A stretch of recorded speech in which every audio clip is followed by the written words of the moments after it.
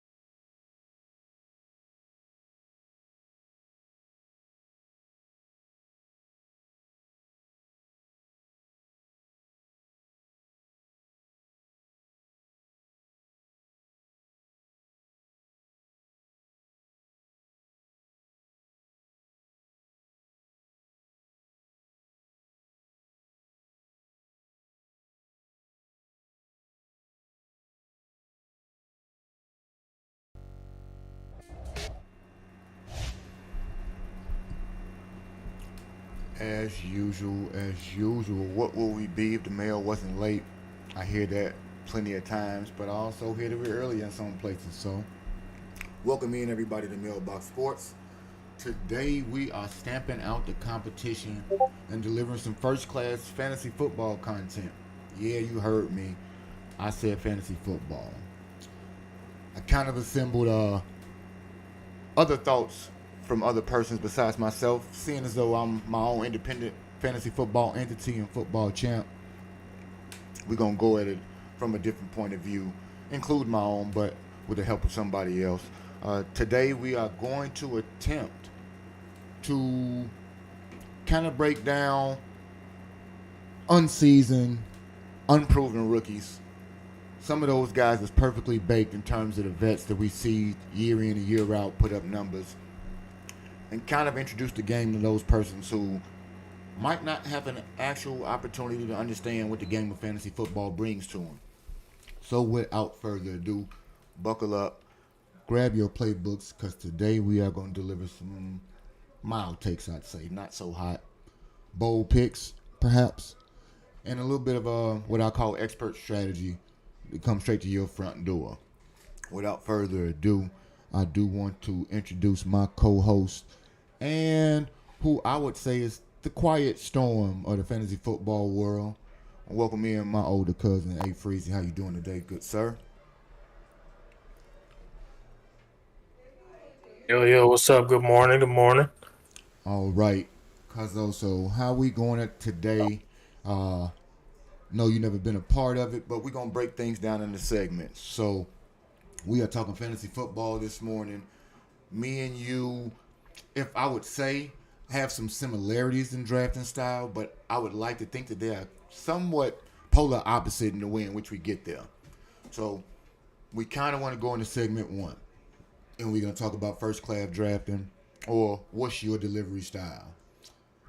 For me, I want to kind of open up the mailbox and take a look at how you would go ahead and break down your particular draft strategy. And I got questions for you to kind of help you lead into that. I know we play a particular style of football in terms of we play PPR, everybody, which is a points per reception league. That allows us to have every single reception that a player makes count towards a point in their fantasy score. We play head-to-head against an opponent, a 12-team league oftentimes, especially in all of my leagues that we go through. And in that instance, we get to go ahead and put myself back on camera for one. We'll do that. and we get to go ahead and try to attack the nuances of single quarterback leagues, two quarterback leagues, so on and so forth. So, like I said, everybody, we typically play in a single quarterback league. A Freezy, my question for you: when you are on the clock, what is your go-to in terms of a draft strategy? And if you want me to clarify, let me know. If you already think you gathered what I'm dropping, go ahead and let me know. Your best go-to draft strategy.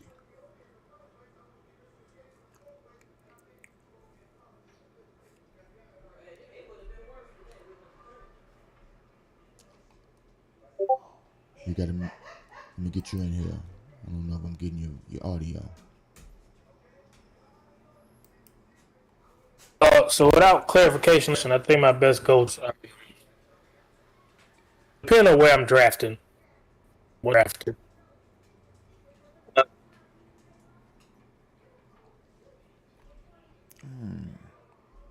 You not hearing me? I hear you right now.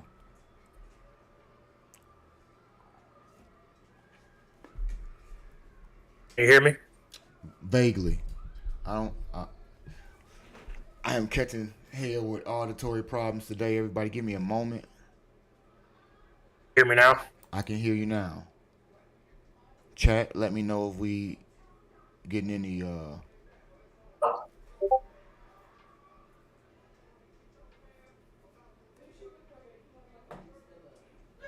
About you can hear me now? I can lightly. Let's see. I am going to have you exit and re-enter the. I can choppily. That's why I said just exit and re-enter for me. Testing. 1, 2, 3. Yeah.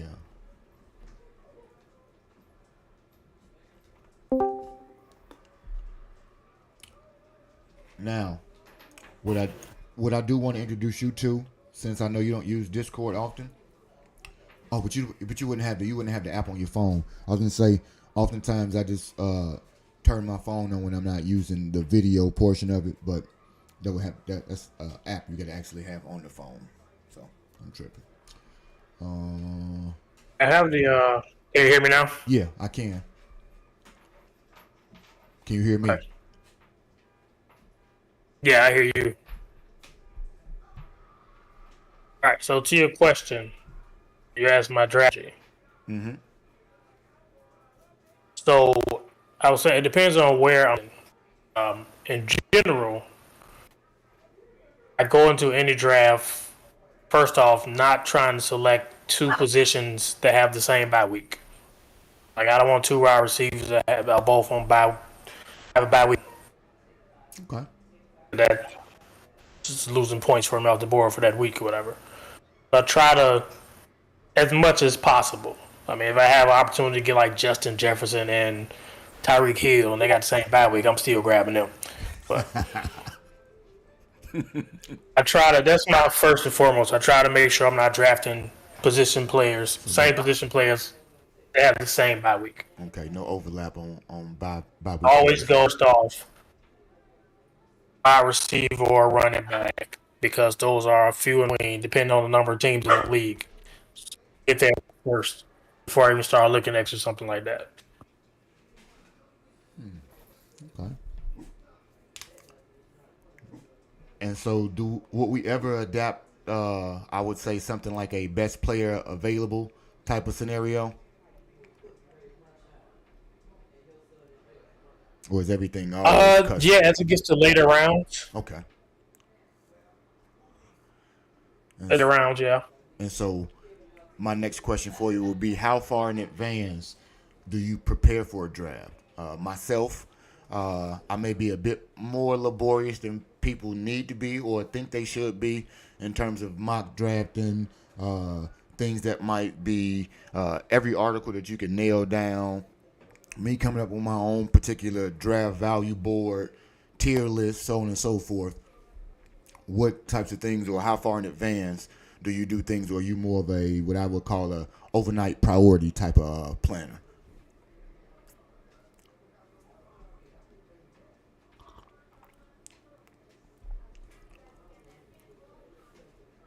overnight, but it's definitely not until at least after week preseason. Okay. So I can see like deeper draft rookies per se may have performed well, or even what veterans that have my like recharge their career and sorts. But yeah, it's probably after like week 3 to see who's doing what I can dig during that. preseason. And you see, I look at it on the inverse, and that the long research that may be a bit more intense, the names that you see in fantasy football throughout the preseason, what have you, those opportunities to look ahead give me a chance to get names or players to watch in the preseason to see if they align with the things that have been spoken about them, whether or not somebody who was not talked about so much may make a name for himself in the course of a preseason where you might want to look at him as a handcuff or something to that degree. I think that the whole embodiment of it gives me a larger view, and it kind of sets up things for me later on in the year, just like we'll set up things for later on in this particular article here, or episode, I should say. And so, my next question for you, in terms of early rounds, do you consider yourself a person that would target a high upside player with high risk? So maybe somebody who had a significant injury last year, they're still on the mend this year, or maybe a rookie that had an injury coming out of college that didn't allow him to finish out his college career. And so now he's kind of getting his first chance to play football again on the professional levels. Do you target high upside players, or do you kind of stick to those, what I would call a safe, certified type of veteran that's already got what's going on?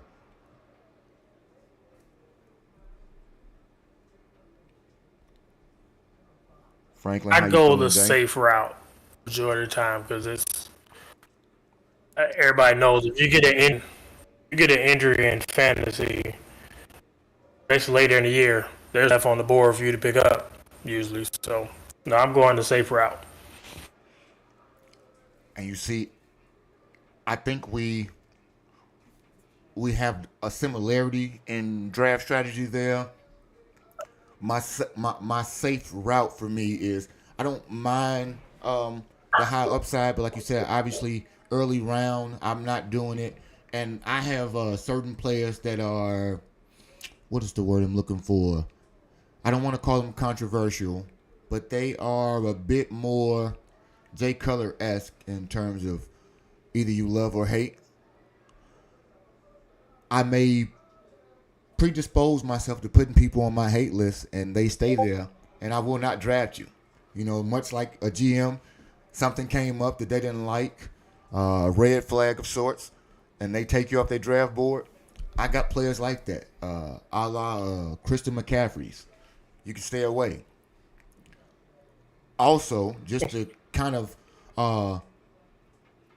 throw in a question that I don't know that I've prepped for, but if we did, so what?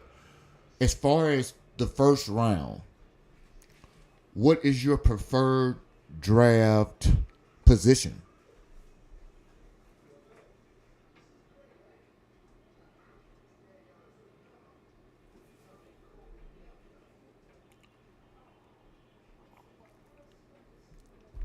I don't got you.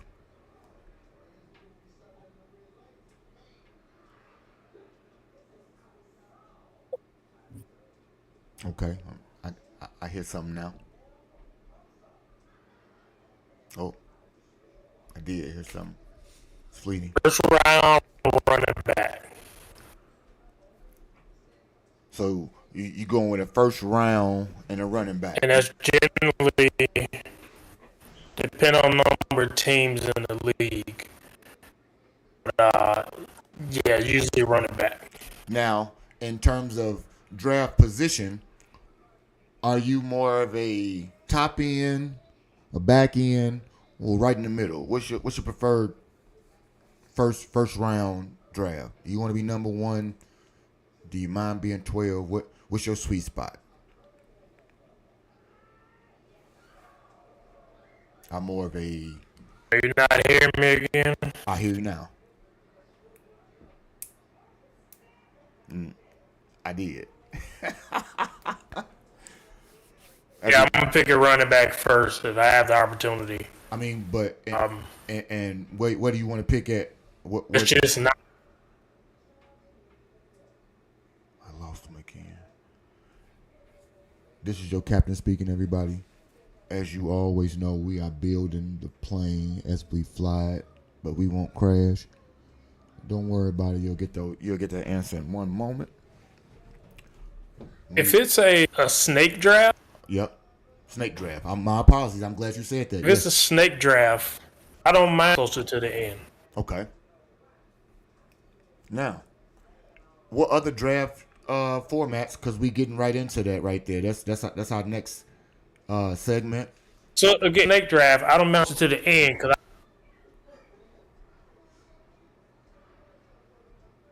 Damn, I always missed the good stuff.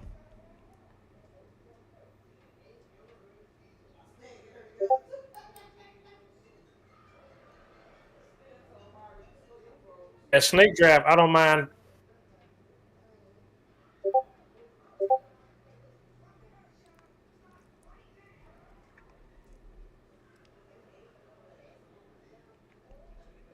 If I can play music, everybody, I'll play Jada Kiss right now in the background for some We Gonna Make It.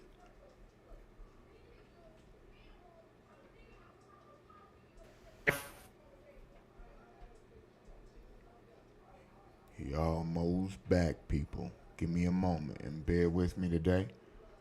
Can you hear me, Justin? I can. And as soon as I say that, Can you hear me? I can. I hope I'm not frustrating you too much. I'm quite all right navigating. No. Okay. Yeah.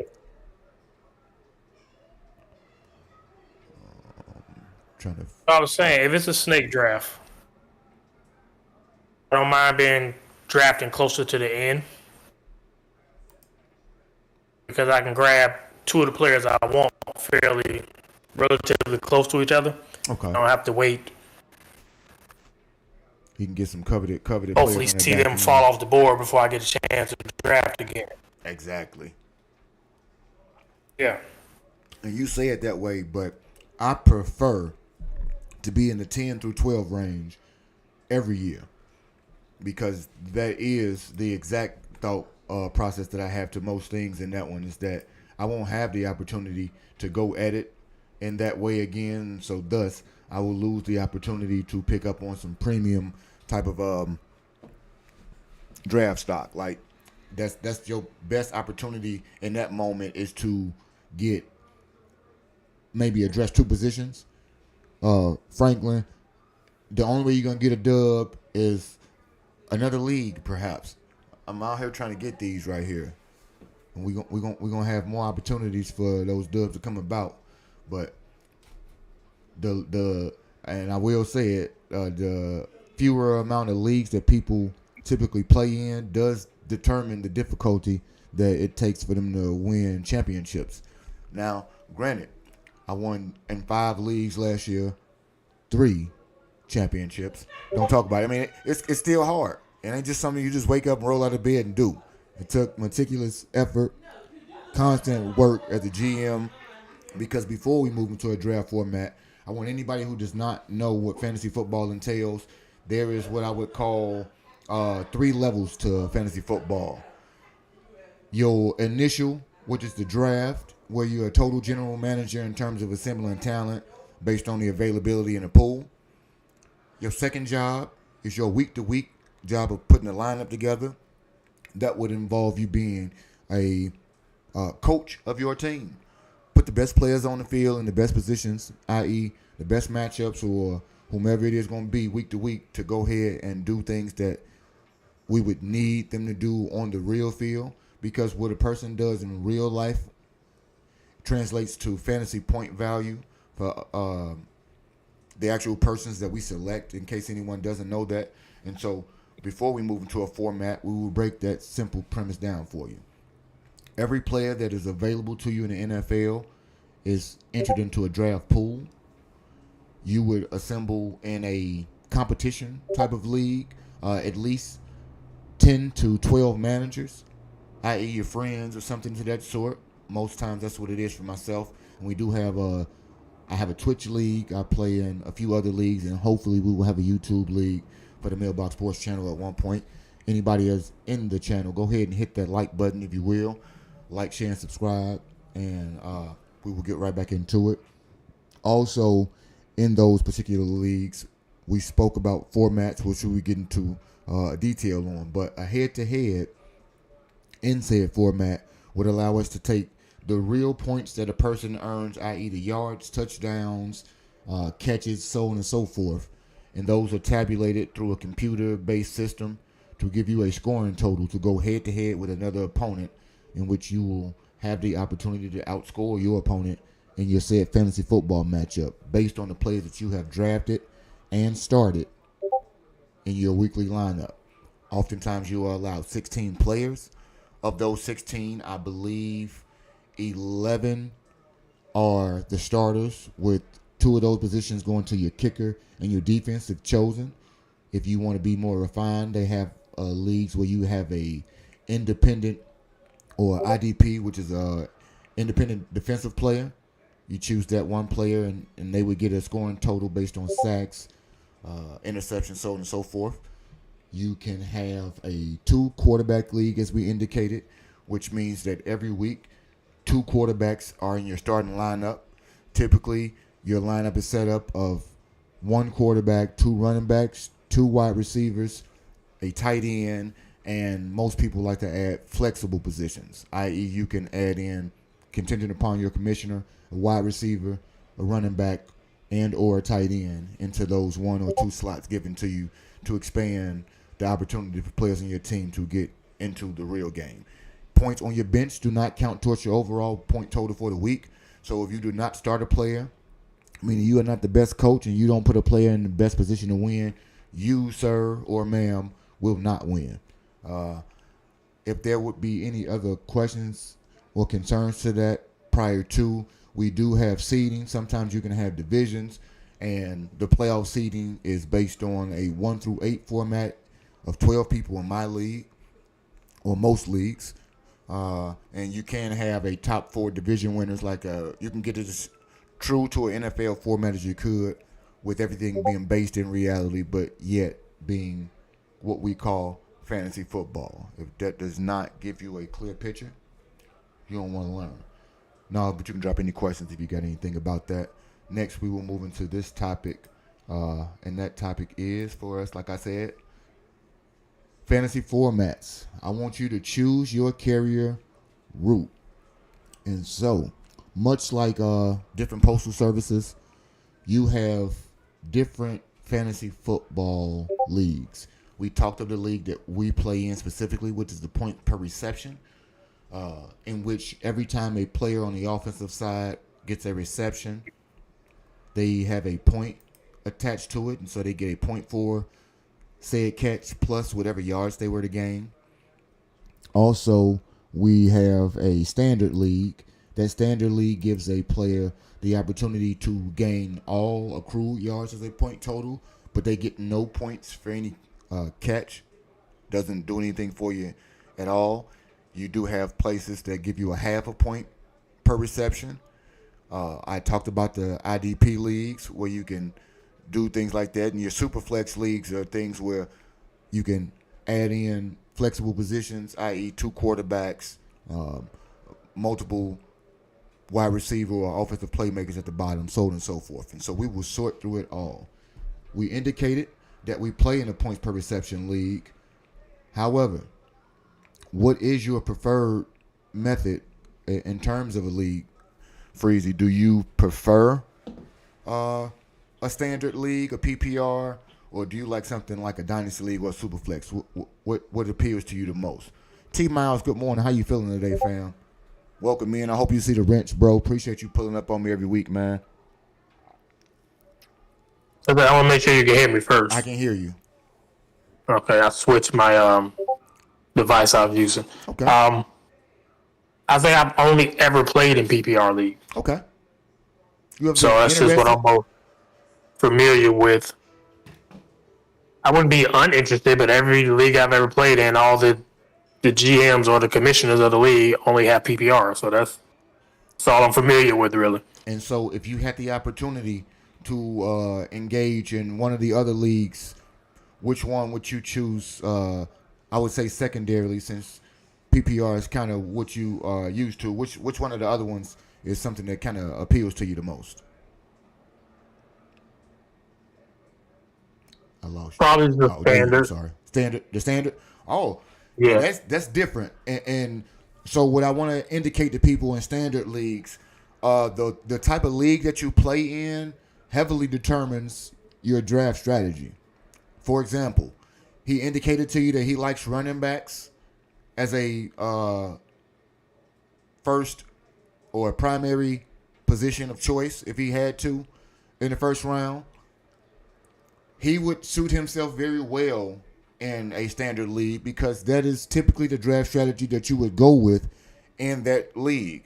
In a points per reception league, obviously these days pass catching has exploded onto the scene, and so they look at the top wide receivers before a running back typically, unless that running back will happen to be a dual threat, i.e. he catches out of the backfield quite often as much as he is productive running the ball. But for me, I kind of like the Superflex League, i.e. the two quarterback aspect to it because, one, it is a dry cupboard of quarterback play, but it does give you the opportunity to totally appreciate the job of the NFL quarterback and the toughness of it because not very many. It's almost as hard as playing the tight end position in terms of fantasy to get the output to it. So to have two people, it totally shifts your draft strategy where damn all your position players, you damn near picking quarterbacks first because you do not want to get stuck with having two bottom feeders for quarterbacks. You almost have to totally abandon the draft strategy that you would take in any other leagues, dynasty or otherwise, and kind of lock in to get those types because otherwise you might just be ass out. Let me see. Do we have any more questions about that right there? T. Miles, you ever played fantasy football before I get into anything different?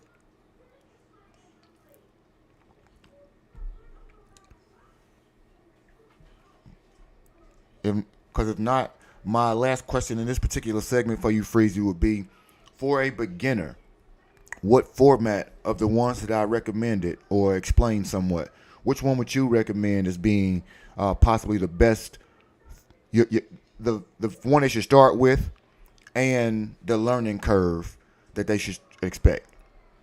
All right, T. Miles. When you say beginner, that means someone doesn't know anything about football, or just someone new to fantasy football. New to fantasy football. Okay. But answer both of them for me, because that's an interesting topic. I didn't factor in the person who doesn't know football but would like to be educated about it. So you can start with either one of them. We both played with people who draft their team based on the colors of the uniform and stuff like that. So, someone new to fantasy football, I would say PPR league probably be best. Okay. If you don't know anything about football at all, that's tough. I think you're just dead in the water. And you see, I think it's hard to be successful in any type of league if you don't know anything about football. That's just all luck. well, it is, but in terms of the person who wants to be introduced, and so like I say it because I do engage with a lot of people from the UK and from Australia and things of that sort that are being introduced more or less to the game in terms of nuance, and that's not everybody overseas, but a large portion. And so the standard or the PPR league oftentimes has the most literature available for people to look at. And so I think that opportunity to kind of look at top 200 draft fantasy values, have those TV shows, like once, if you're not familiar, next week or so, they're going to have a 24-hour fantasy football marathon in terms of drafts from every ESPN personality, they'll be putting teams together so that they can start crafting the ESPN leagues, recruiting, and things of that sort. Because with a person who is not a commissioner does not realize or some don't. The logistics to it is infinitesimally more difficult than the actual playing of the game. Recruiting reliable players, having people understand signing into websites, getting their team set up, understanding the rules before they engage, and not being unaware of things afterwards. If you're a person who doesn't know football or just starting and playing fantasy football, learning the rules and the format, like he indicated, he knows PPR based on the commissioners of the leagues that he's been a part of. It is imperative that you understand it. I don't care how well you know fantasy football. You look at the rules, the scoring systems, and everything that's attached to a fantasy football league before you join, because a world of difference can be attached to every league. And if you don't know that before you say yes, I found that there was a lot of contentious situations. There are relationships that are fractured. People that you might not ever rock with again based on fantasy football measures, from communications not being laid out as articulately and clearly as they needed to be. And so the opportunity to go ahead and read on ESPN, NFL.com, Yahoo Sports, and things like that. Get the fantasy football apps. Those types of things, I think, when you don't know the game, but you may have an inkling. Maybe you follow it, but you don't know it heavily. It gives you a reason to learn the game if you're interested. And I say that because while you're looking at individual players, the metrics, the fundamentals, and the things that you may overlook in trying to learn the game, it gives you compartmentability in terms of you learning catch, run, the basic premises, interceptions, sacks, fourth down, stops, and then you can kind of grow a group of puzzle pieces into a holistic picture that shows you exactly what you need to see when you are looking at things every Sunday or Thursday or Saturday or whatever goddamn day they come up with for football these days, because we're taking over every damn day of the week. I'm not mad, but that's how it goes. And we will move while we're talking about going on to the next segment, which is roster construction.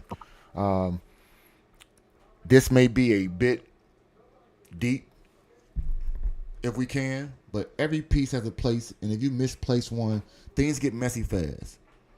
So what I want to know from you, Freezy, is what is your ideal roster build, i.e., what 5 positions do you try to lock in through your first 5 rounds in the draft?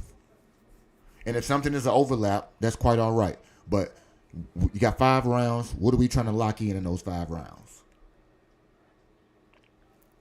I want at least 2 running backs, 2 receivers. Okay. And then round 5, if there's a decent running back or receiver still left for like when someone's on the bye week and I need someone to fill in that slot, I'm still going running back or receiver. Okay. I'm filling those first. I like that.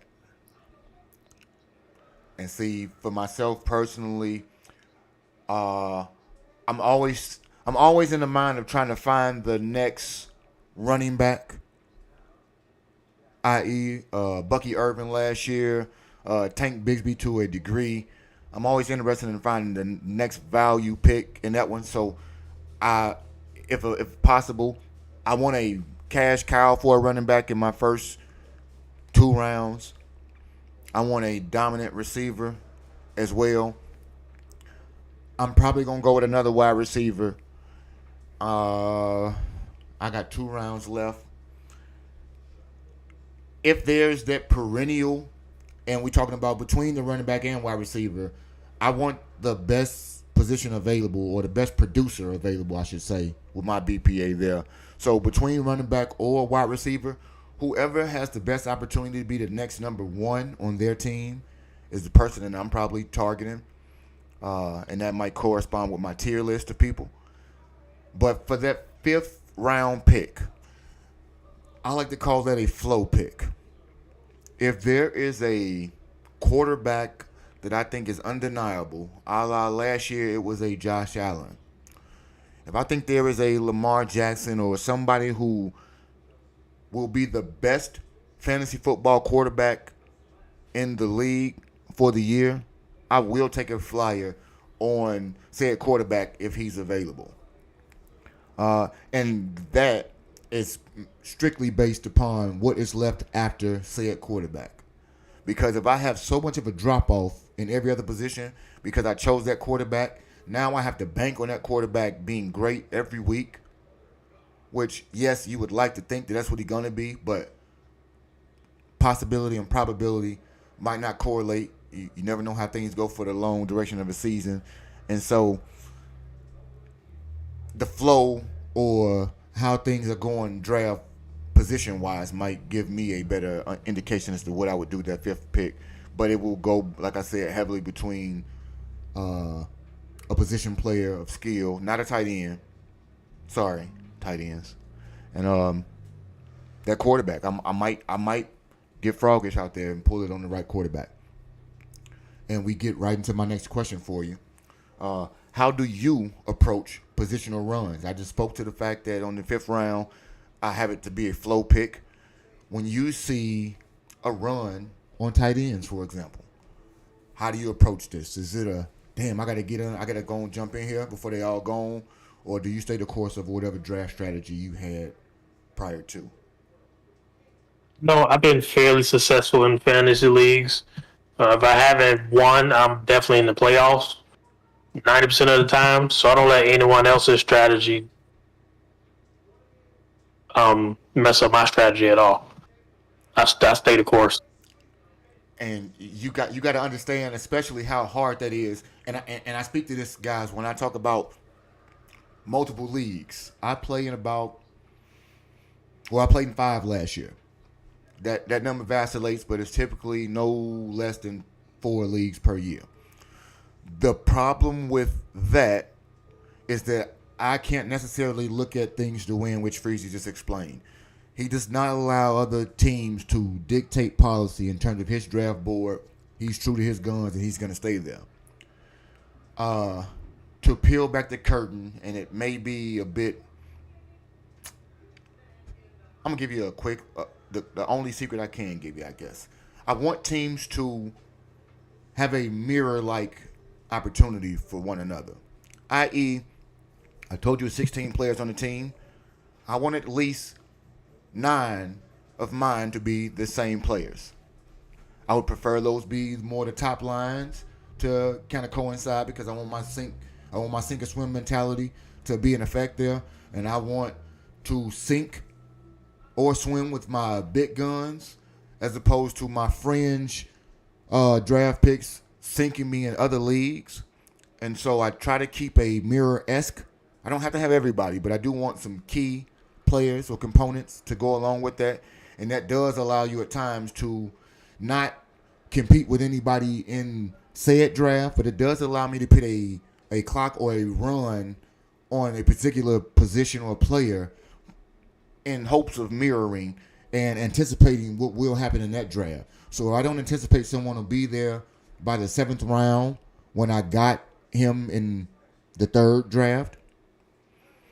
I might be inclined to use a 5th or 6th round pick to ensure that I get said player. That may totally blow up my plan, or it may totally make me look like a genius, but it does, in fact, hinder or affect, I should say, my positional run strategy. So sometimes if I see a run, I may acquiesce to jumping in just because it goes along with my overall draft strategy. I got something going on, and I want it to kind of line up. I want my plan to come together. And so my next... Yeah, but part of my strategy goes into, like I said, I'm getting my wide receivers and running backs. I absolutely want a good quarterback. But when it gets to tight ends and kickers, and I mean, and you're more well versed in NFL and all the different teams than I am, but outside of maybe 4 tight ends, the rest of them are just serviceable at best. There aren't really too many dynamic tight ends, so if I don't get one on, I don't. I find someone to fill that slot. And so right there, we gonna I I don't know if I have that question lined up, but I will get into more so of a thought about that right there when you just spoke on tight ends and the depth of the position. We'll get back into that one. It's not so much of a thing, but we got some interesting things to talk about with that one just based on the draft strategies in the real NFL. What I will say in regards to that is, how do you balance depth versus upside on your bench? And so by that I mean, do you allot more of your bench to tested, proven depth pieces, or are you more averse, or less averse, I should say, to going ahead and taking a flyer on someone who may be a rookie and has a high upside? Depending on the position they play. My bench is predicated on, like, I always want a backup quarterback, and I know some people just ride with one quarterback in those single quarterback leagues. I always like to have a backup just for that bye week. I don't want my bye week. I try not to let my bye week points drop off dramatically. I dig it. So I like the backup quarterback, and in preparation for injuries and stuff, receivers, running backs, I like to have a couple of those on my bench too. And I do run with one defense and just one kicker, because those aren't. Yes. Yeah. Absolutely. I don't want to talk about kickers and everything like that. And I've had several suggestions from people to ask me to totally eliminate the position. I tell anybody, for me personally, if there's a suggestion, I have no problem with posting it to the group. If we got a majority that agrees, we're a democracy in my leagues. If I only got 2 people that like it, you got to eat the rule and keep the kicker. I think it makes it more competitive. You got to really think about your roster more. Pick the right one. That's right. Roster construction is imperative. So, I think, like you said, some people want to shirk responsibility or just kind of shallow out depth again. Because let's say I do eliminate that position, and I go ahead and I add in another flex of sort. Now you got even less depth, and so when injury happens, practice squad players might be the only depth pieces you see out on your waiver wire. And as much as that might not matter, everybody can say it doesn't matter until it does. And I say that because most people don't care about injury or anything that goes unfairly until it happens to them unfairly. And I mean, hey, it ain't supposed to be fair, but you don't think about the problems until the problems are yours. Now we want people to instantly fix this. I get commissioner calls that I didn't know about this scoring metric, or we should change this. We should propose it in the message board that we have that everyone can see. I implore people, while we speak of that real fast, as a commissioner, I send out several blast text. It is kind of I guess annoying at times for people to have everything popping up, populating, and binging on phones. So we have built-in message groups for every fantasy football league that exists. I try to put messages there because it is less notification sensitive, I guess, if you want to call it, for lack of a better term. But people rarely look at the message board or the things that's going on there. And so I implore people to look at the message board. People have trade proposals daily and other things that can help you improve your team and your sense of camaraderie with the people that you engage with, so that you can kind of know personalities. Who's a nuisance, who's not, who throws out bogus trades, who don't, who out here trying to make the games competitive and interesting, because we, my friend, don't play for anything but those greenbacks, sir. Ain't no staring competitions for free or nothing else, because it makes it less interesting, in my opinion, and people will fold the tent the moment they don't have a chance to win if they ain't got no money in it. So I like to always have a little bit of cash attached to things. Our last question in terms of draft formatting and things. What is your take on drafting backups for your starters? Are handcuffs a valuable component, or is it a wasted space? Wait a minute, clarify what you mean by handcuffs. a handcuff, i.e., the backup running back to anybody's team would be his direct handcuff. So Roshan, for all intents and purposes, to use the Bears, because I don't know who the backup's going to be. But right now, Roshan is RB2. If DeAndre Swift were to go down with an injury, the next man up is indeed your handcuff. Do we think that is a worthwhile draft position, or do we think it's a wasted space? I think it's a waste of space. If the RB1 is playing well, that's limited reps for the RB2 anyway. So if you just have him just sitting on your roster waiting for opportunity, I think you need to go elsewhere. And so would you look at it the same way in situations where, for example, last year, Cincinnati didn't have a clearly defined starter, and so they had a shared backfield? And so you were left to choose between Zach Moss and Chase Brown. Would you have chosen either one, or would you have taken both to be safe and see which one bubbled? If I had to choose from Cincinnati's backs, what is that? Because last year they didn't have a starter. Any team running with, they share in the backfield. That doesn't, in most cases, doesn't get too much productivity in the fantasy league. So I try to stay away from them. Okay. But if I had to, I would choose just one. One of the two. It's going to roll the dice. Okay. Yeah. And I say it like that because in one of my leagues last year, I had, and damn, he was so injured. Rashard White, I believe, is the running back's name in Tampa Bay.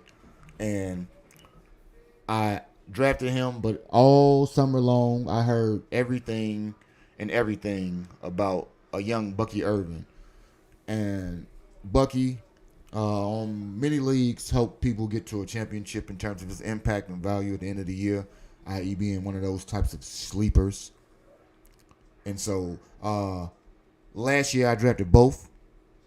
At some point, I was able to trade away Rashard once he had a couple good games. But ultimately, I didn't want to risk not having Bucky available just based on the buzz that I heard so much about. And so he was a 14th round pick that kind of straggled my bench all year. But at the end, he paid heavy dividends. In those instances, I prefer most times to stay away. But based on availability and draft position, because I was a mid-round selector last year, which I think is the worst possible position to be in. And by that I mean anywhere from the 5 to the 8 position. I think it's absolutely horrendous to draft. But I was in one of those particular positions where I think I drafted 8 3 times last year. And so I did take what you classify as a handcuff. And I did that in 2 leagues. The other league, power player, had a Tank Bigsby and Travis Etienne timeshare. It ended up being, like you said, a wash, as both of them kind of cut each other's legs from underneath the other one. And that made it an absolute bore. I won because I was able to find a depth piece to sit both of them on the bench. But had I had to keep starting one, I would have most certainly have lost my fantasy football final by mere points to a one Mr. Blue Facts. But since I didn't, and now we're going to go in a segment for managerial styles, deliver or return to sender. It's not just how you draft, but it's how you manage your team. I told you this. And so my question for you is real simple. Are you a Sunday morning tinkerer in terms of your lineup, or without injury being a caveat, any last minute news, are you a set it and forget it type? I'm not waiting till last minute to set my lineup. I definitely pay attention to the news. But after the Thursday night game, what's the start of the week? Thursday. Okay. Mm-hmm. So Thursday's the start of the week. So after the Monday night game, that's the end of the football week, right? Yep. Tuesday is a new calendar day for new practice and everything else, so on and so forth. Yep. Yeah, so Tuesday I'm starting to look at the news, and who's hurt, who had a good week last week, and I'm setting my lineups from there. I could dig that. And I will just keep up with the news until kickoff Thursday night. I am the ultimate tinkerer. And you know what? I put a caveat on it. I won't say that. I know somebody he's not a tinkerer, he's a risk taker. And by that I mean he leaves his lineup sans one or two players completely blank all week long. And then right before game time, everything populates. He puts them in. That's a risk because if you ever oversleep and games kick off, it's a wrap. But I've been playing. Go ahead. Or is that a strategy? Because I'm one of the people that look into, all right, how many projected points? It's a strategy. That's exactly why he does it. Yes, it's a strategy. He don't want you to know what you're up against until it's a risk, but yeah. And see, the only reason I've been playing with this guy in fantasy for I want to say 17 years now. That's crazy. I do still see your points. You can't hide them. So I can go to your team and I can project as much as if I want to put the effort into it, I can see your optimal lineup down to your minimals. It doesn't matter if you do that, but I admire his moxie because, like I said, 17 years I've never seen him get caught slipping by not having everybody in the lineup when they needed to be there, and it does cause a bit of chaos for people because they don't know which way he want to approach it. I will admit that, but if I want to be so meticulous, I could, but it is comical to me that that's exactly the reason he does that. But I tinker because I watch too much sports content, perhaps. I hear things all week, and it may not even be injury related. It's just, practice reps. This happened in practice, or last week's performance may have precipitated this, but now this week, Josina Anderson is saying, boom, boom, boom. Like, what? I got to look at it. Sometimes it's cost me greatly as I may have subbed somebody out last minute, thinking they're going to get scratched, and then they don't. But those are the risks you got to take in that one right there, and it kind of doesn't hinder you, but it does what it does for you. Now, this next question for you, I don't know because I don't pay attention to it much for yourself. I am actively a person that loves this particular spot. How active are you on the waiver wire? And do you got a process for evaluating who you add to the team? I usually trust my draft. I'm only going to waiver wire if I have a significant injury on my roster, or if for some reason I had to draft 11 receivers that had the same bye week and I need to fill in some slots. Yeah, waiver wire is just as a necessity for me. I'm not always on the waiver wire. Man. Hey, that's when I get locked into my super gym. Yeah. Hey, I'm telling you, bro.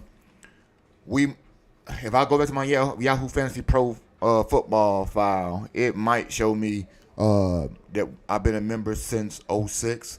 And while 06 was my first true year out of undergrad, I don't believe I was locked in as I was trying to get certified in my undergraduate field. So I don't believe I played the inaugural year. But I would like to say the following year, 07-08, is when we started doing this right here. And yeah, we've probably been at it since then. But me, for the waiver wire, I will give probably one of the singular greatest opportunities for people to understand about what the waiver wire means and why it is a staunch component oftentimes in people coming away with championships. Few years back, about a few years, I mean damn near a decade now, there was this young blonde and black-haired wide receiver from LSU by the name of Odell Beckham Jr. First-round draft pick, had a hamstring injury, was going to be out for the first 6 weeks of the season. Rookie, nobody knows about you, didn't get drafted. All reports, all throughout his rehab up until the time when he was about to get playing, maybe like 2 weeks before, rave reviews at practice about said rookie. So I'm gonna go out on the waiver wire and grab said rookie and see if you do anything. Because 6 weeks in, one of your players is bound to not be doing something that was anticipated, and at that point, I can make a decision on him. Take a flyer. Let's just say everybody knows the one-handed catch that lives on as one of the greatest football catches ever. That was that year. Odell helped me go ahead and secure third place finish in one league and a championship in another. And when you get a player that not is a solid producer on your team, but you can go to the waiver wire and get your next game breaker, that oftentimes helps people win fantasy football championships. And I'll go one more time just to give you an example before we move to the next question. Last year, you selected somebody in a league that we play in, and I wanted him to mirror all my other leagues. One, Kyron Williams. Kyron, the year before, was in fantasy football an undrafted free agent. I forget who the starter was that year, but he bounced around the league a couple times, been in Minnesota, been in Houston. I forget his name right now, it's not coming to me. But he didn't ascend to the role in which they thought he was. Him or the other boy, Daryl Anderson. Nobody took over until Kyron stepped in week 7. And Kyron helped people win leagues. So I say that to say this and we'll move on. Every year, somebody on the waiver wire is responsible for being not only a key contributor to you winning your league, but oftentimes ends up being one of the top performers in fantasy. So while people may not comb the league or the wire as vociferous as I may do every week in, week out, I do caution anybody, and even at my own detriment, tell people to look into who is going to be the next breakout from the waiver wire, because every year there is at least one. We will move along. And let's just see how this question even approaches us, Freeze. It says, how important are streaming positions like defense, kicker, or tight end in your approach? Meaning, you indicated you only draft one of them. We talked about tight ends, and we will get into my side conversation about tight ends in this. But those 3 positions, how do you attack them? Is that I see what's left, I got a strategy for who I want, or let the board see what it determines? So kickers, I approach that in sense of who the quarterback is, actually. Okay. If I feel the quarterback's going to get them in scoring range quite a bit, but not I'm picking the kicker from that team. Yeah. That's what I'm going with. Defenses, again, I say them to one of my later rounds, and depending on where you pick in your draft, the top defense is going to be gone already. Yeah.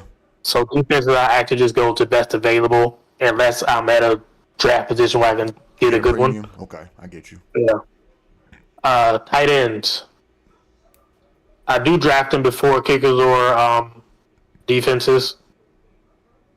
And that's just simply have to know a little bit about the NFL and what offenses actually use their tight ends. So I'm going with that.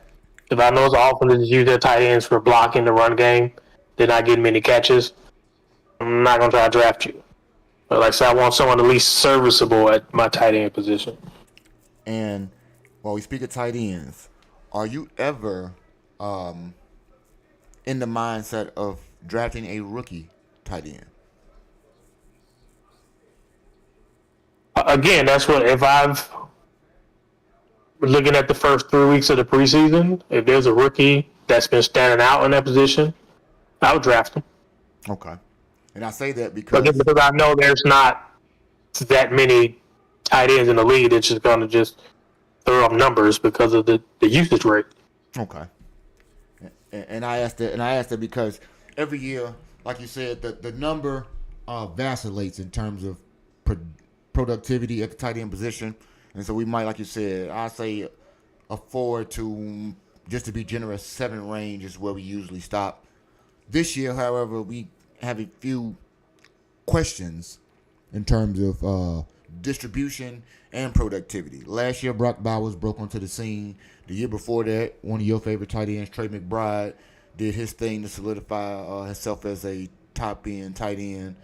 And so this year, you have two high drafted lottery picks, if we want to call it that. One in the top 10 in a Colson Loveland of the Chicago Bears. The other at 13, and Tyler Warren from Penn State was rated as the top tight end in college football.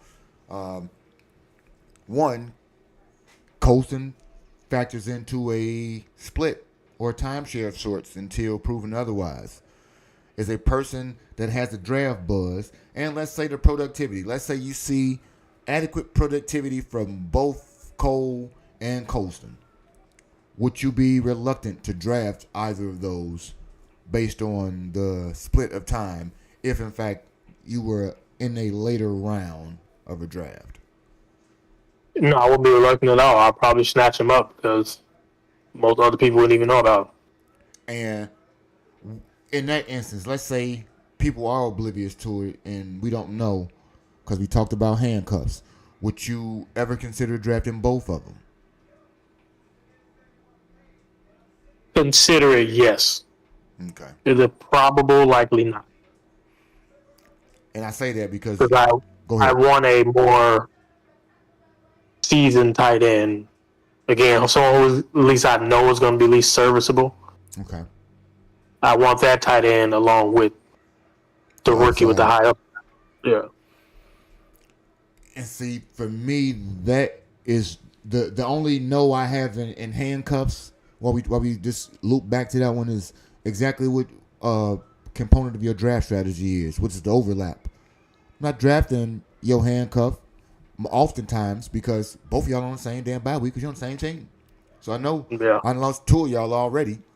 Not to mention, if I cannot have, like I said, the parlay of getting rid of one of you because factoring in trades, and this is another little random caveat that I've noticed, and it's not a fail-safe, but it does give you a high probability. A good draft, a key waiver wire pickup, and a key trade are three top factors in people securing fantasy football championships year in and year out. I think, and I will go back before I give you any percentage to it, but I think I know it's the majority that it factors into. I want to give you a more accurate percentage, but it is a high percentage that if those three things happen for your team, you have a very high likely chance to secure a championship year in and year out. Let me see. So we talked about positions to streamline. We get to talk about breakout candidates or stashes. We talked about OBJ earlier, and he was going to be injured for 6 weeks. Let's say we are talking about a high-profile player that will be injured to start the year. Are you interested in drafting a player like that in a somewhat premium draft position and stashing him on your bench? A Cooper Kupp type of years past. Premium draft position, like first 5 rounds or so. Yeah. And I know they're gonna be injured. For let's say, I know y'all for 4 or 5 weeks. Yeah. No, I wouldn't. Okay. If they're still available in latter rounds, I definitely would. But I wouldn't risk my early rounds for that. Okay, I did. Because anything that can be injury setbacks. They got to get back into that groove once they are playing again. So it could be potentially 9-10 weeks before they even putting up points for you. And let me tell everybody, just to give you some insight, people, this is how you know you're talking to a damn therapist over here. And by that, I mean somebody who deal with the body. Because only he is thinking about the recovery time, all the kinesiology type of aspects. When it comes to fantasy football, he bringing work into real life. Because very few people are thinking about recovery time, any type of setbacks to injury rehabs, but a person who performs injury rehabs and such. But I digress. It's just funny. I've never heard that response at all when it comes to fantasy football injury until I talk to you. So Whether you Yeah, saw it that way, you brought it in straight from work.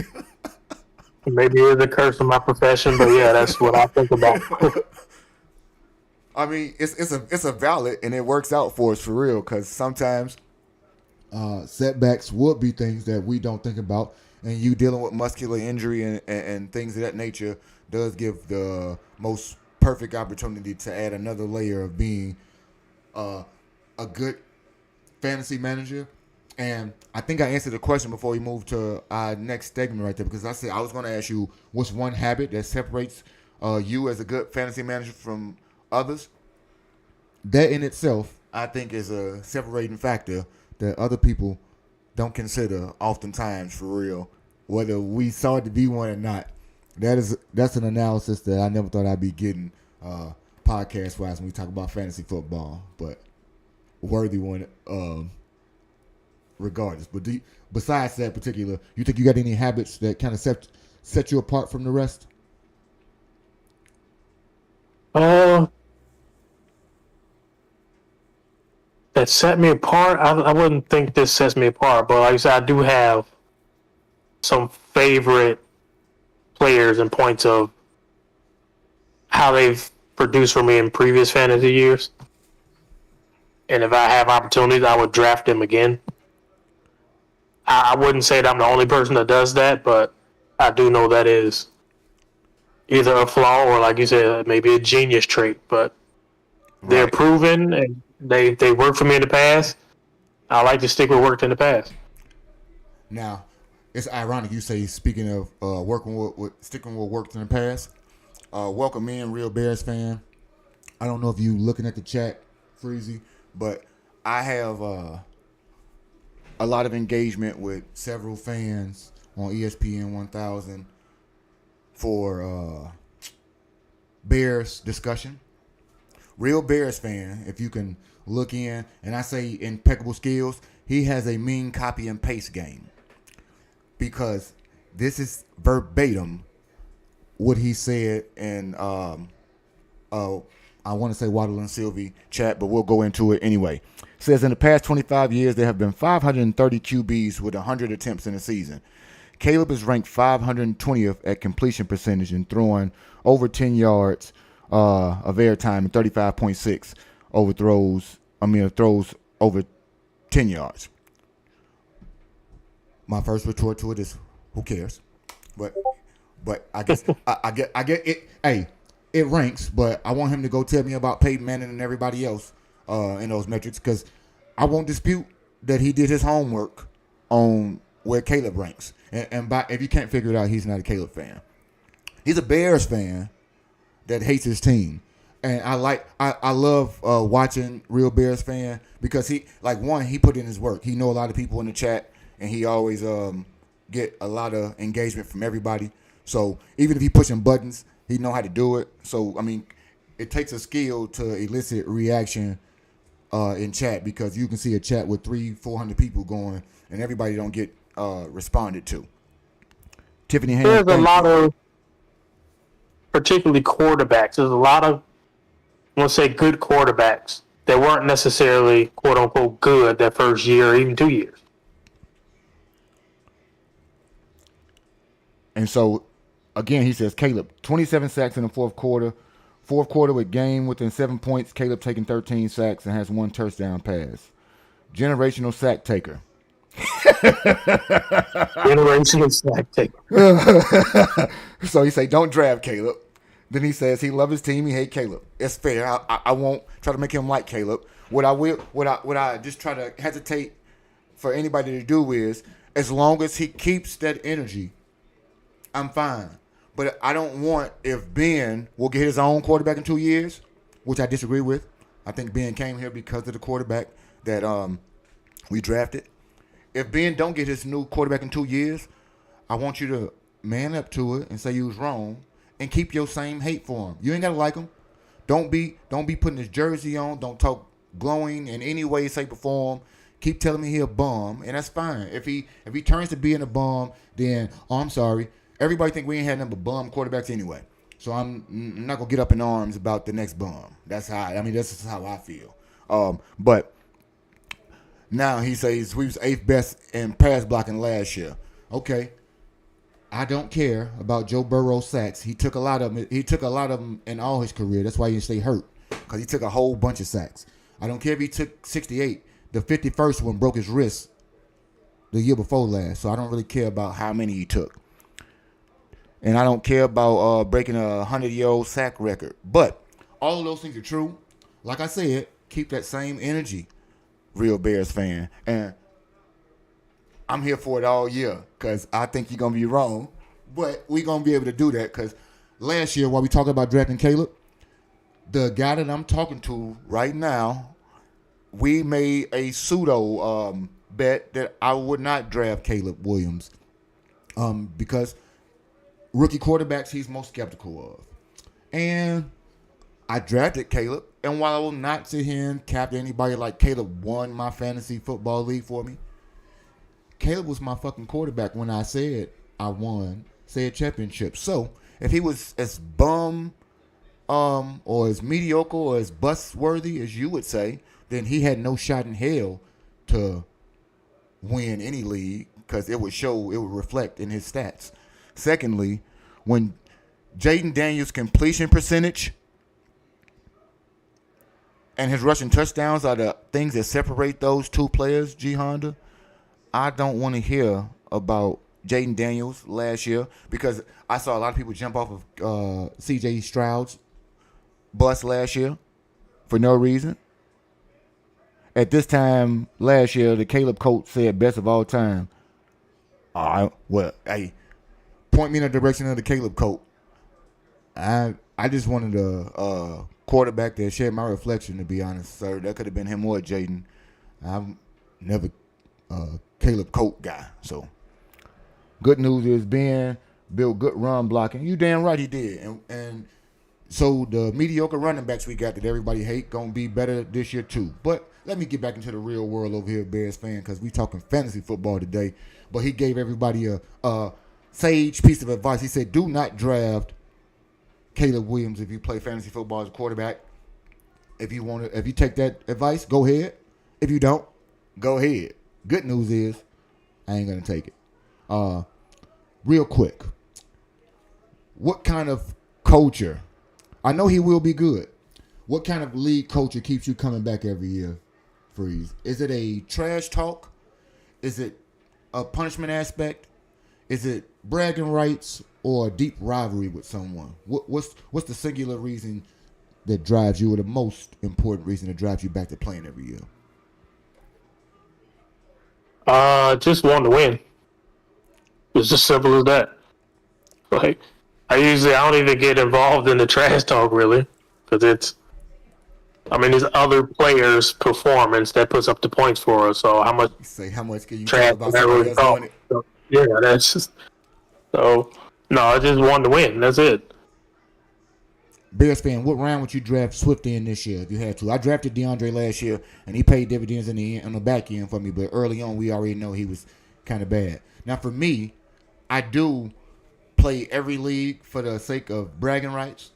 I want to be better than everybody in every league, and I want to brag about winning multiple leagues. That's my thing right there. Take pride in the way in which I go ahead and do things like that. I ask that because real Bears fan, at some point we're going to look to trying to get into a fantasy league. If I can get enough people that are interested, I'll be more than obliged that you join and keep up your energy. Because, like I said, I don't care that we agree. I care that you're consistent, and we already both know that we Bears fans. So we gonna cheer for the laundry more so than the name on the back of it, hopefully. But I want everybody to do well until you don't. I'm going to cheer for you until you're not on my team, or unless you're playing like Baylor Jones. So don't do that, and we cool out here. Let me see. I don't really care about anybody. Have you ever wanted to be a commissioner in the league? Are you speaking to me? Yeah. Sorry about that. Yeah, remember I used to run the a league on ESPN. ESPN, yeah. Boom. I ran the league for That's right. a few seasons. Duh. So he already understands the undertaking to that aspect of the recruitment, the setting up the league rules and having everybody buy into it. And do you think a beginner best opportunity should they begin playing with friends or in a public league? What's the safe Friends. point? Friends. Friends. Yeah. And see, that's why the trash talk works for me, because the friends who talk it got to keep that same energy later on. Let's move along, because we are on our last segment before we get into returning all mail to the station. We're going to peek into the fantasy mailbox, and we're going to try to think about surprise picks. Do you, at this early stage in the year, have anybody that you consider to be an early sleeper pick? I know you don't necessarily dive into the weeds of fantasy this early, but any player you may have heard about from draft time up until now or last year that you think may be a person who didn't have a year to remember last year but will absolutely put you on notice this year? I actually do. But in the sake of competition, since I'm in your league competing against you, I'm not going to share that information. Hey, y'all. Hey, I tried to be journalistic about that and grab me one, and he did not go for it over there. I just knew, in the sake of interview, I was going to grab me one. Let me tell y'all why. This dude, and I told you, I don't know if it's a shared cousin genealogy or whatever. He has a fucking propensity to always pick at least one player, and I don't know how it is by design, 1 or 2 slots before I pick him. We always got a draft slot that's never too far away from each other, and he always seems to take one player that I have my heart set on. And as he said, he don't involve himself much in trades or waiver wire type of banter. So if he got him, he gone, and you ain't getting him. Unless you came with some Godfather shit. I ain't the Godfather. So, sleepers. I thought I had them, chat. I knew one. Hey, I thought I was gonna have even more people as a part of the league to pilfer information from. We ain't gonna get there. So for the sake of it, since he already called on, we got a couple other questions about breakout rookies, a player or a situation that everyone's overlooking this year. I will ask you that one right there.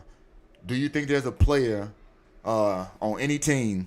Marion gonna get his work in this year. Do you think there's a player or a situation that everybody's kind of overlooking this year?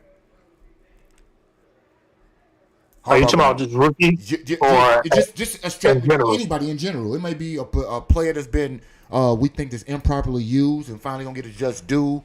We may be talking about somebody who is a rookie who got the right situation coach-wise and things like that, who might be one player that people are overlooking this year. I actually think Justin Fields might be in a good situation this year. He will. Mike is always underdrafted, and Mike is every year a perennial value pick. I never have the liberty of getting people like that, but I do know people in my league that when we talk about the safe floors and things like that, those are the people that they pick up because of the consistent productivity that I always want to look forward to drop off, and they are able to stay in the party and say they're not going to be early to getting off the train. You know, the Mike Evans, the Godwins of the world. I'm way more easily persuade to get off of them. Here we go. Why you got to be Caleb, man? God, I don't understand. Who cares? I'm a everybody fan. Okay, real Bears fan, real quick, because we on any regrets or lessons that we got about for fantasy football. J. Christopher Cutler, and I'm being serious. Unless you are a franchise / generational quarterback, Caleb, Jay Cutler is and will be my favorite Bears quarterback of all of them. We had a lot. I have a high hope in regard for all of them except for Mitch. Mitch was the only time I never really was like, yeah, we finna bubble. And it's only because I don't watch college football, but 13 total starts at North Carolina when you was a backup to TJ Yates, I just didn't see it happening. And I say that because of this. The only time that a lesser talented player gets a start over the more talented player and you shouldn't be playing is when it's a person of color, i.e. Tavares Jackson got benched and had to play backup to a quarterback at Arkansas by the name of Matt White. If anybody knows, Matt White ended up being a wide receiver for the Jacksonville Jaguars in the league, and Tavares played quarterback for every team that he played for, the Bills, the Seahawks, the Vikings. I forget where he got a Super Bowl championship, but I think it was with the Seahawks. Nonetheless, he was better than Matt, but he was sat for political reasons. And that's the only time where the better quarterback was on the bench. I knew Mitch was never going to be a Hall of Famer, but I thought he'd be serviceable because of how Nagy would be able to use him. I didn't realize Nagy had no creativity of his own, only one other person's. You're right. Cutler was the best, and Luckman is the only Bears Hall of Fame QB. You're absolutely right. We don't disagree at all there. Let's get on into return to sender or any regrets. Freezy. Even the best of us have had some what I would call missorted or misrouted mail. Can you give one of your worst fantasy football mistakes that still haunt you? One thing you did that can't believe I did it, won't ever do it again. It's hard to say you won't ever do it again because these things you never predict. But I remember one particular year, I was on a toss-up on which tight end to start, Greg Olsen or I forget who the other was. And from the advice of one person leading this podcast right now, they told me to start the other tight end. And Greg Olsen got 3 touchdowns, maybe almost 200 receiving yards that game, and I sat him on my bench. So, hey, that's one that haunts me to this day. Real Bears fans just echoed that right when you was speaking that he typed it. Bench a star player that has 3 touchdowns for him. Okay, so last year, I was in 8th position to make the playoffs. So you top 8 makes the playoffs on my team and all of my leagues.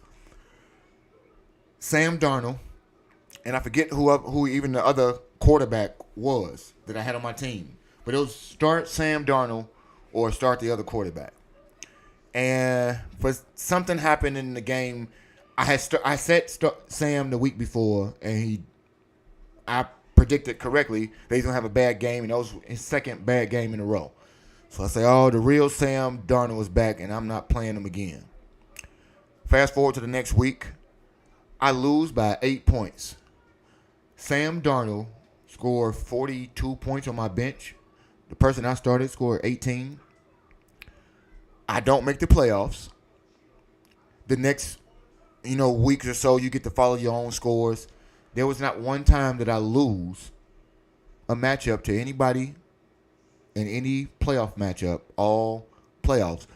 But you're not there because you didn't make it because you set somebody that you had no business benching at that particular time. And it's no way to recover from that because you got to watch other people who get that title. And you just got to pick up the pieces to move on to the next damn year. And like I said, I take stock information from a credible source who does his homework best he can. And sometimes it's up and sometimes it's stuck. In fantasy football, it's much like a stock up, stock down. Sometimes I might tell you to put in a call option, and it might have been a put. I mean, it happens. It happens to the best of us. It happens to the worst of us. Even when I listen to fantasy football experts, it's hard for me to take their total thing, and that's where I think you embody the sticking to your gut more than I do. Anybody who is not here while we talked about sticking to it, I appreciate the sub and the like. And Bears fan, I know you're a real Bears fan because we was about to go ahead and hope for that one. Next week, if I can, I will attempt to have a weekday stream to do a bit more reaction to the word on the street about Bears training camp. Colin Coward, Pat the Designer, and a host of other people, whether it be Get Up, whether it be Chris Broussard and Nick Wright having their first takes about things. It is incumbent upon me to share my actual thoughts about that in real time and get people like real Bears fans to go ahead and drop into that cash. Come. Get everybody involved in those types of situations and stay a bit more on top of it so that we can have a bit more in-depth conversation and have a little bit of evidence to go along with it. With that being said, we will wrap up this week. My biggest one question for you before we wrap it up. Go right ahead, Freezy. I know we've been talking about fantasy, but you brought up regrets. 2005, Bears make the Super Bowl. Cal Orton went on an 8-game winning streak. We just talked about this a few days ago. Cal Orton, the backup to Rex Grossman, went on an 8-game winning streak leading up to the playoffs. Do the Bears regret giving Rex the starting position back over Cal Orton in the Super Bowl? No. And I'll tell you why. Or why I think. One, I remember, it's two guys. This guy who sure-handed named Thomas Jones and this guy named Cedric Benson. Both of them fumbled in that game. One of them, Cedric Benson, when we were driving to score. We lost this game 29-17. Two, of all defenses in the world to have to go up against, I don't know if you were familiar with where Lovie Smith comes from or whose tree he's off of, but Tony Dungy is Lovie's first employer in the NFL. He learned the Tampa 2 from Tony Dungy. And Peyton Manning practices against the Tampa 2 every single day in practice. The architect of the Tampa 2 is Tony Dungy. And so for anybody to have to play against a defense that they play against every day and your coach designed it and taught it to the person who uses it across, he knows all of the chinks, all of the cracks, and some of the personnel, because Lovie took some of those players and coaching staff with him, and he used that to a coaching clinic, I believe. All of the things we could have used as a throw off or a way to throw them off, i.e. the kick off return, those types of things had to happen. We had to be the more physical team and create more turnovers. The rain, I think, was more of an indictment on where Rex stood in that game, because as we know, Rex had little hands, and those little hands wasn't going to work in the rain. Would they have switched mid-game? I don't know. But to pair back what you were referring to, Kyle Orton did have a 8-game winning streak in a season, but it was not that one. That season, Rex started every game. He had 8 games with a QB rating over 100 and 8 games with his QB rating under 30. The year before, we lost a first-round divisional matchup to a one Carolina Panthers, and Steve Smith, in poetic fashion, on his 3rd touchdown in that game, sat in the end zone and rolled the boat on our ass because he was swimming on us. Kyle Orton started that season because Rex was hurt. They opted, after the bye week, because he earned a bye week that year, they opted to go back to Rex. That was the season in which Kyle Orton had an 8-game win streak. In that year, they absolutely, I think, regret starting Rex.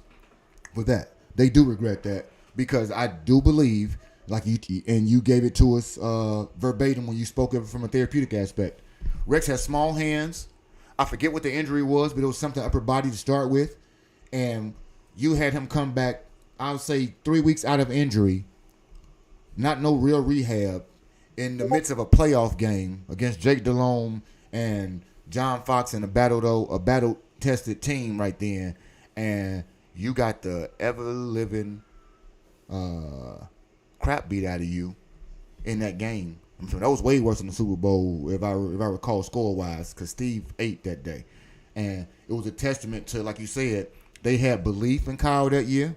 They had an 8-game win streak with Kyle, and there was the ultimate opportunity for them to go with Kyle. I think management opted to, and I say management as a collective, including the staff, to try to justify Rex being their first round pick and Kyle being their third. And I think it blew up in their face that year. So, yes, I agree with the scenario that was painted. They do have a regret there, just not in the Super Bowl because that was the next season. Appreciate that question right there because I would never thought about a lot of regrets they should have. But those are coaching regrets. Hopefully this year being is not a coaching regret. I may have to. I've already changed my tune on Ben. He wasn't my first pick, but the way in which he speaks and plans and has shown things to be slightly different this year in terms of the way he operates, and I say slightly because I can't see everything besides what's being shown to the public. But right now, he really does seem to grasp the opportunity full scale on how to be an NFL coach, and I think that along with the staff that he has, they should go ahead and do this. You regret not taking the Hall. So, okay, last year, Al, just before we get off, everybody, hit that sub button, hit the like button. Any questions that we have that we have not discussed today, feel free to drop in the comments for us. Hit us up at the email on the screen, mailboxsports3@yahoo.com. If you want to go ahead and donate to the chat and to the program channel, go ahead and hit that Cash App, Mailbox Sports 3 as well. The haul we should have gotten last year. And I will admit, at the time, Real Bears fan, I was in your camp with this. There was a big discussion as to whether or not we should trade Justin Fields away. Not trade Justin Fields. Keep Justin Fields, trade the number 1 overall pick away, and get what they call the haul. So, you would have got a slew of picks, including Rome, so on and so forth like that. Just like we did for when we traded the number 1 pick to get DJ, the number 1 pick again, and a host of other people. Last year, I was on the train that we should have kept Justin, gave him one more opportunity to develop and prove that it was more so the parts around him. At the same time, based on what we know, that plan would have blew up week 1 because Justin, while I think he made strides last year being a quarterback in Pittsburgh. I did follow his games, and while they weren't monster games, they were a bit more competent. I do believe that we still had the same line, we still had the same coach, and we had a worse play caller. And so even Luke Getsy wouldn't have been able to save and adapt the program and let Justin be Justin. And I think we would have failed miserably. And that would have been more of an indictment on Justin unfairly than like Caleb gets the reprieve because he was a rookie. If it was Justin last year, we would not be giving Justin any sort of mea culpa whatsoever. I don't believe, and you can correct me if I'm wrong, Real Bears fan or Freezy, would you give Justin grace last year? Like, one, we got to pay Justin. We would have had to pay Justin already because that was a fifth-year option last year. So he would be the guy you got to pay money to, or wait until this year to draft a quarterback. So do you regret trading Justin? I mean, we traded Justin.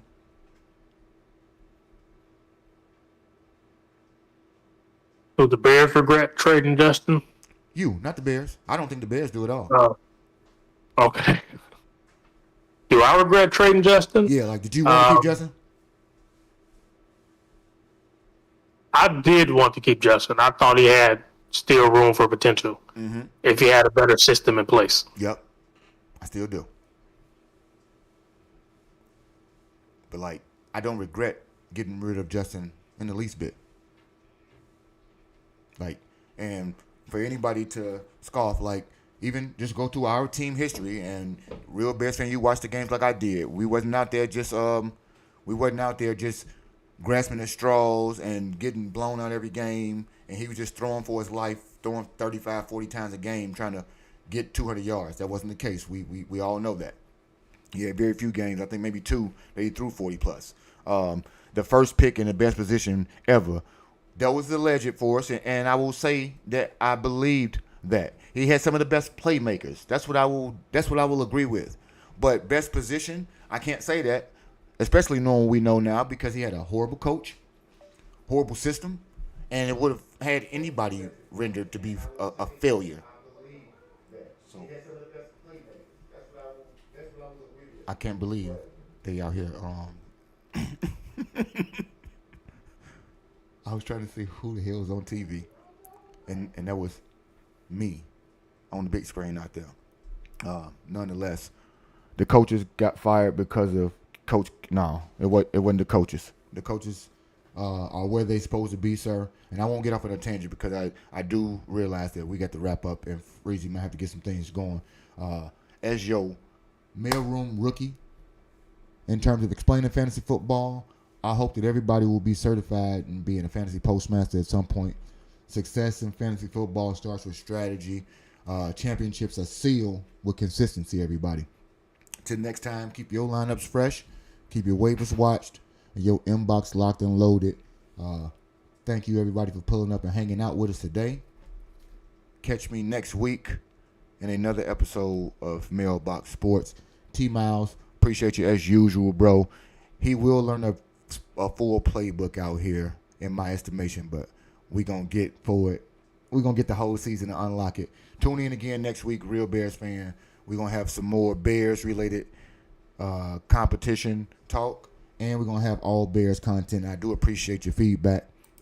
With that being said, let's move it along down these mail streets. We're going to move out. Class, we gone.